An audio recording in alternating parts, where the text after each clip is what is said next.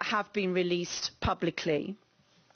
And many of those names are in very high positions, not only in the executive and political office, but also in judicial office. And they're still in those high positions. So this isn't a crime against humanity whereby it can be considered in some way a faceless crime, where the exact identity of the perpetrators cannot be evidence in order to bring charge, in order to arrest, in order to start a due process against them. The suspects are identified and they can be investigated. The second point here, why bother about 1988, is doesn't it show, matter for you, but doesn't it show how the past is still infecting the present? Is it a coincidence that Iran still is top of the world's leaderboard per capita in executions in the world? Is it any coincidence that after the protests in January 2018, we are already seeing the bodies of 10 of those protesters with the lines coming out of the Iranian state that they have either killed themselves in prison or were drug addicts and died through some drug addiction? Or in one case there was a public pronouncement that the person so regretted his protest that he was driven to killing himself in prison.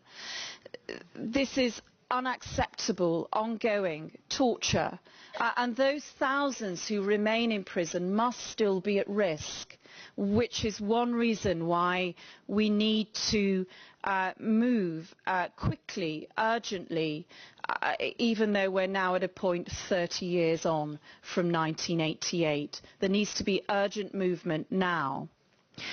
Pour Mohammadi is now the advisor to the judiciary.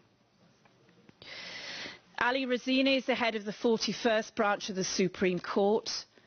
Mohammed Mogisi, there's much evidence of his direct involvement in the executions, including him physically escorting prisoners to the place of execution. He's president of the 28th branch of the Revolutionary Court. Hossein Ali Nahyan is head of the Supreme Disciplinary Court for judges, so he's in the disciplinary branch of the judges, overseeing the judges. He's vice president of the Supreme Court.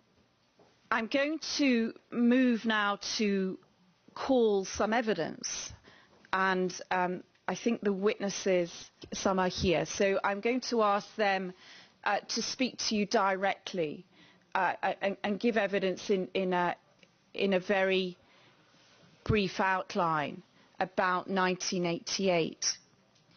But before I do, I'm going to leave you with Montazeri's words from the audio tape released in August 2016.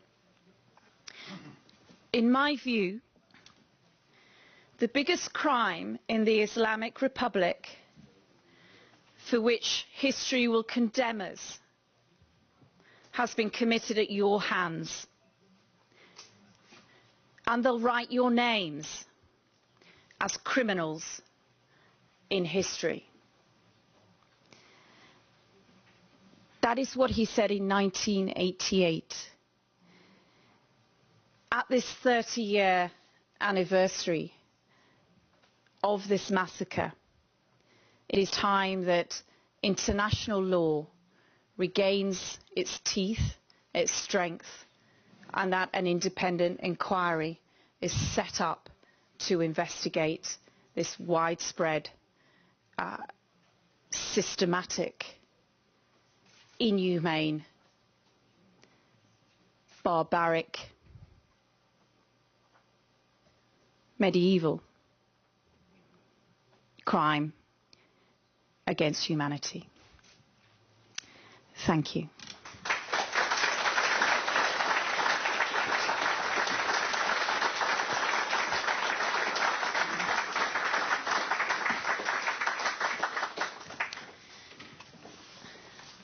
Now, I'm looking to see if we have first of all, I do, they're coming up to join. We have Mustafa Naderi, Sohe Bihanya,